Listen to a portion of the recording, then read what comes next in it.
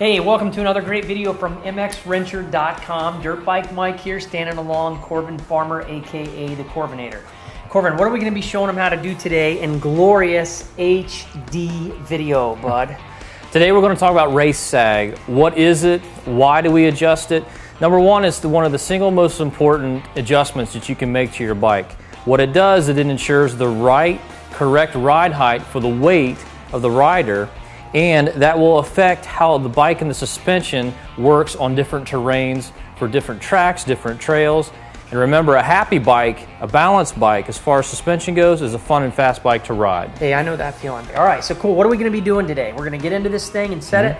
What are we going to start off with? Okay, the first thing we're going to do is take an unloaded measurement, which means, again, the rear wheel is at rest. We're going to adjust basically the preload on the rear spring. Okay, would that be with the bike on the stand or off the stand? On the stand. On the stand, so we're going to take a measurement. All right, correct. Great. Okay, a couple things we're going to need first to do this adjustment is we're going to need a tape measure, a punch or screwdriver, and a mallet. And that's pretty much all we're going to need today. Okay, all right. Simple enough. All right, the first thing we want to do is take our unloaded measurement.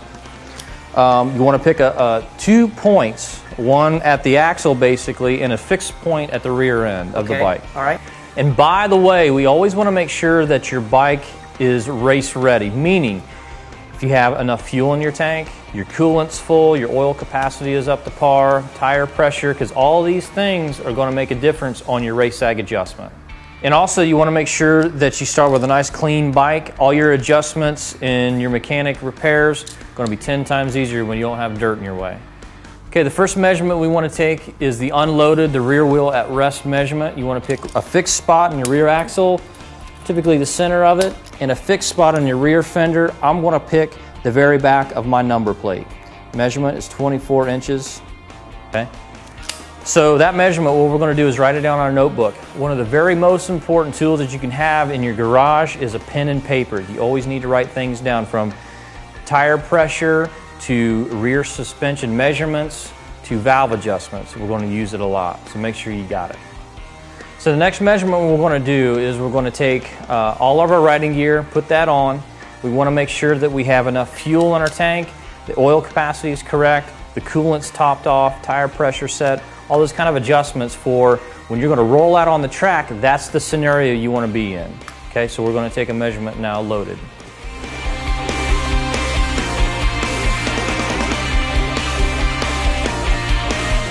All right, so we got our 2 measurements.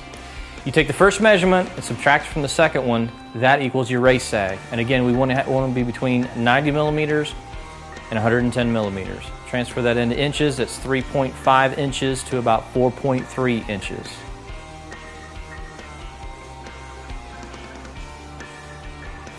Do you always pray before you set your sag? Okay. All right, every time.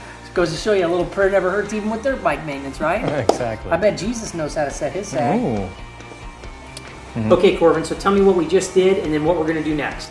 Okay, we've checked it the second time for our measurement, okay, after we got loaded up with our gear and everything of the sort. Okay. And we found out that we're outside our parameters, or towards the top of our parameters, the 90 millimeter to the 110 millimeter. Okay. I was at 108 millimeter, and I want to move it towards the center of that measurement. Get right in the sweet spot. Correct. Okay. So you got to think, if the spring is loose to a point, the preload is looser than tighter, and I'll explain that in a few minutes, your adjustment, your sag is going to be more, okay, because it's going to be looser, it's going to be softer.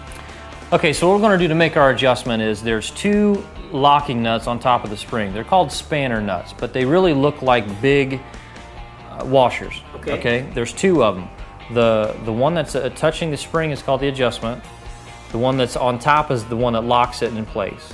Okay, and they've got notches in them to where you can use a special tool. We're going to use a screwdriver or a punch. Gotcha. All right. Let's do it. So with this one, what we're going to do is we're going to make the spring stiffer, which means we're going to crank it down. Okay.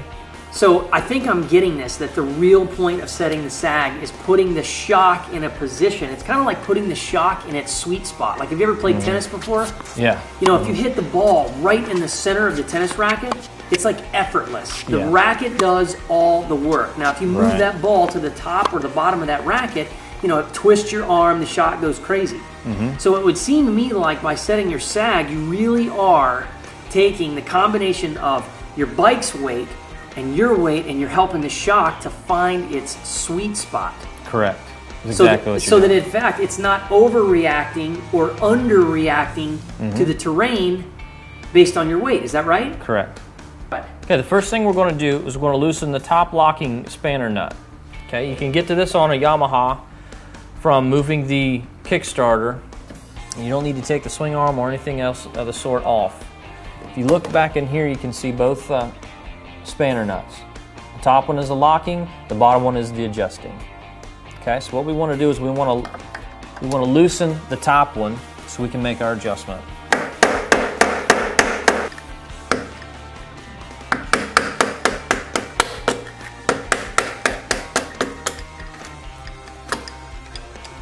Okay, make sure you loosen it up enough to where you have enough room to adjust your adjusting nut, and then we'll tighten it down when we're done making the adjustment. Okay, so we have the locking adjuster loose, the locking nut loose. What we need to do is grab the spring by hand and twist it whichever way we need to go, softer or stiffer. As you're turning the spring, whichever way you're going, softer or stiffer, you want to make sure that your adjusting spanner nut twists as well. It turns because that is on threads, and that's what's going to hold your adjustment. Okay, so you're talking about the one that's not the locking one, but the one that's below that. Correct, the second one. Okay. So if you're just spinning the spring, that's not going to adjust anything. You need to make sure that it's spinning as well. Okay.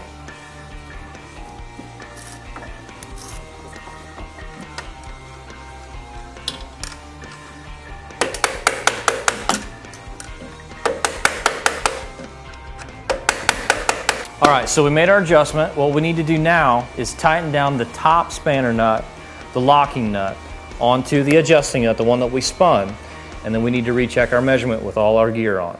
Gotcha. Let's do it.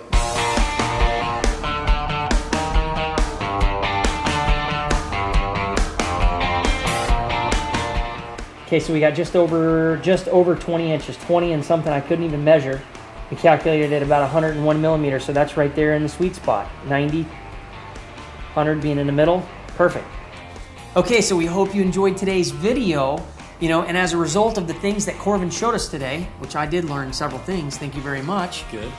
You, if you follow these, should have a bike that's much more in tune with you out there. You'll now have a suspension that has the proper foundation so that it's not going to be overreacting and underreacting to the terrain, making you a better rider, and probably will take less out of them, right? Right. I mean, you probably can ride longer if you have a bike that's working with you instead of against you. I mean, Right, exactly. makes sense to me, right? We'll see you on the next one. Hope you have a great one. AKA Dirt Bike Mike, Corvinator. We're out. We'll see you on the next one.